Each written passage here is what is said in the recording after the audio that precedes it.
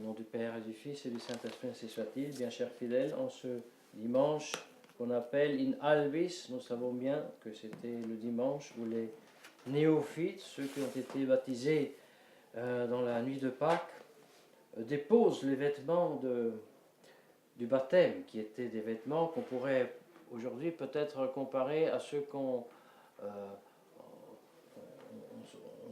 revêt les enfants qui font leur première communion, surtout les jeunes filles, une belle robe blanche qui les fait apparaître comme donc des petites épouses. Et d'ailleurs, c'est vrai que donc le baptême fait de nous plus que des épouses de Jésus-Christ, parce que c'est quand même une transformation tellement profonde de notre être, de notre âme, que même la philosophie a du mal à exprimer ce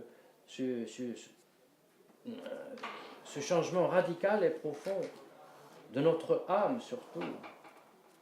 Alors on parle comme d'un accident de l'essence de l'âme, le fait que justement de ennemi de Dieu, le péché originel est ôté et remplacé par la vie divine, la grâce sanctifiante, un très grand mystère. Un très grand mystère qui fait donc que nous sommes vraiment greffés en Jésus-Christ. Nous sommes incorporés en notre Seigneur Jésus-Christ. Nous faisons part du corps mystique de notre Seigneur Jésus-Christ, et même si nous avions été baptisés avant l'usage de la raison et de la volonté, radicalement, toutes les puissances d'agir, nous les avons reçues. Mais, justement, ces puissances doivent être actuées, doivent être mises en acte, doivent passer à l'acte, et cela qui requiert de notre part, justement, l'action de la vertu. Et c'est peut-être cela, justement, qu'on appelle ensuite se revêtir du nouveau Adam, du nouvel homme. Ce nouveau Adam que nous sommes déjà par le baptême que nous avons reçu, mais que nous devons actualiser à travers les œuvres de vertu, en dépendant, en laissant, en abandonnant le vieil homme, comme nous dit Saint Paul. Laisser la fornication, l'impurité, la concupiscence mauvaise, l'avarice, tout ce qui est contraire à Dieu, et par contre revêtir les richesses de miséricorde, la bénignité, l'humilité, la modestie, la patience, en nous supportant les uns les autres, en pratiquant ce que nous prions dans le Pater. Imite nobis te vita nostra, sicut nos dimitimus debitoribus nostris. Remettez nos péchés comme nous les remettons à ceux qui nous ont offensés. Et tout cela, bien chers fidèles, vous savez, c'est uniquement possible parce que enraciné en notre Seigneur Jésus-Christ, lui qui est l'exemplaire de toute cette notre sainteté que nous cherchons, qui l'a vécu avant nous, et d'une façon infiniment supérieure à nous.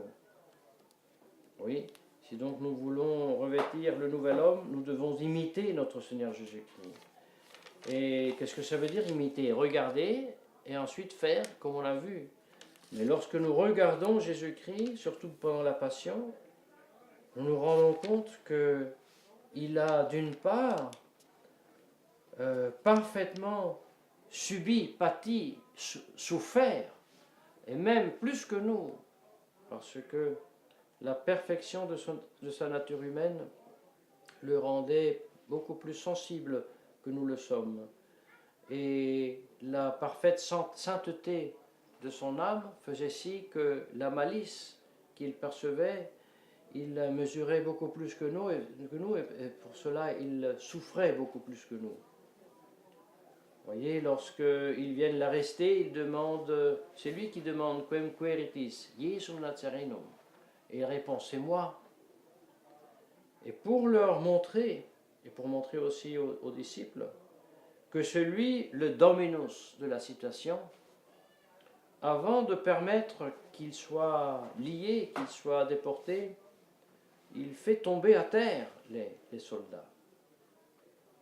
Alors un juge d'instruction dirait que c'est une légitime défense exagérée. Il y a excès, parce que les soldats ne l'avaient même pas touché, et lui, il les jette à terre, et peut-être quelqu'un s'est fait un peu mal.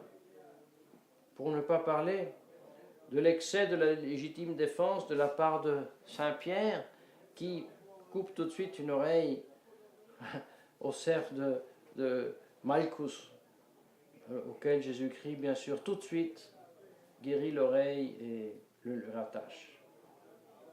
Après tout cela, le fait de se faire prendre et de subir toute cette passion démontre que, en même temps, il souffre vraiment et plus que nous. En même temps, il souffre parce qu'il le voulait. Et ce vouloir et cette liberté de souffrir de la part de notre Seigneur Jésus-Christ ne ôte pas la responsabilité et la malice de ceux qui l'ont fait souffrir et l'ont mis en croix. Pour nous, une sainteté à admirer, une sainteté à adorer, mais non seulement une sainteté justement à imiter, même une sainteté à se communiquer, à se communier, parce que lorsque nous recevons la Sainte Communion ici, sur ce banc de communion, nous avons communion réelle avec ce Jésus-Christ qui a souffert ces choses, est mort et ressuscité. Et donc nous rend capables, nous aussi, à en faire autant. Mais non pas sans avoir d'abord professé la foi en sa divinité. Et alors là, vous savez, chers fidèles, malheureusement, nous sommes obligés maintenant déjà presque toutes les semaines, de clarifier, de nettoyer l'ordure théologique qui nous vient jeter sur le chemin. Alors il y a quelques semaines, on nous parlait que Jésus-Christ s'est fait diable pour nous, qui est un blasphème, outre qu'une monstruosité théologique. Mais maintenant, la prochaine, c'était que M. Bergoglio a déclaré que, tandis que la mort de notre Seigneur Jésus-Christ, la mort en croix, est un fait historique, la résurrection est un fait de foi.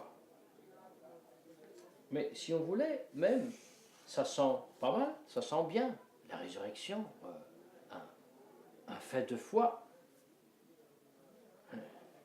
Je crois en la résurrection. Si. Je crois en la résurrection. Comme on dit, je crois dans les miracles. Oui. Mais attention, si je parle de la mort comme d'un fait, et je contre-distingue la résurrection comme un objet de foi, non. Parce que la résurrection, comme tous les miracles opérés par notre Seigneur Jésus-Christ, que ce soit de marcher sur l'eau, multiplier les pains, ressusciter Lazare, ce sont des miracles. Et en tant que miracles, ce sont des faits historiques. Et c'est pour ça, un fait historique, je le constate, un fait historique, je le approuve parce que j'ai prouvé les sources. Alors je sais que c'était un témoin digne qui a rapporté que Lazare était ressuscité, donc je suis certain que Lazare a été ressuscité. Je peux même dire, je crois que Lazare a été ressuscité, parce que comme je dis, je crois que Napoléon a fait ses guerres en Europe et s'est couronné empereur, mais plutôt je dirais, je sais que Napoléon a fait ses guerres, parce que c'est objet d'histoire trop confirmé par les sources. Et c'est ainsi que je dois dire, je sais que Jésus-Christ est ressuscité des morts.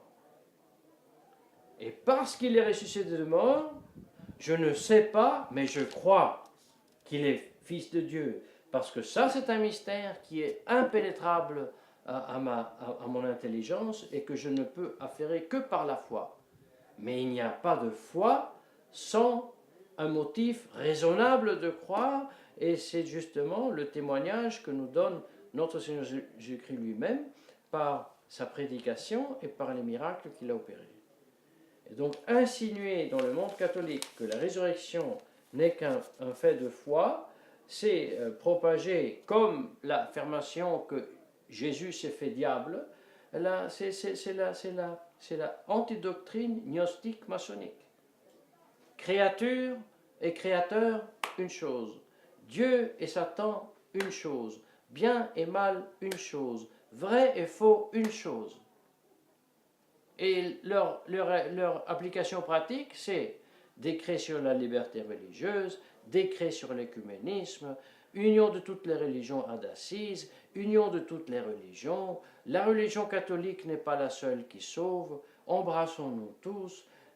Ôtons des États une religion d'État parce que ça cause seulement des guerres, et ainsi de suite, pour aller ensuite, finalement, pouvoir réaliser le plan Kundov-Kalergi. Voilà, oui.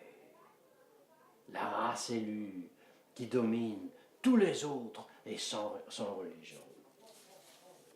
Que Dieu nous garde et que la très sainte Vierge Marie nous obtienne la grâce d'imiter notre Seigneur Jésus-Christ dans lequel nous avons été baptisés pour résister à ce plan diabolique qui n'est pas seulement un plan, mais en grande partie déjà réalité. Au nom du Père et du Fils et du Saint-Esprit, ainsi soit-il.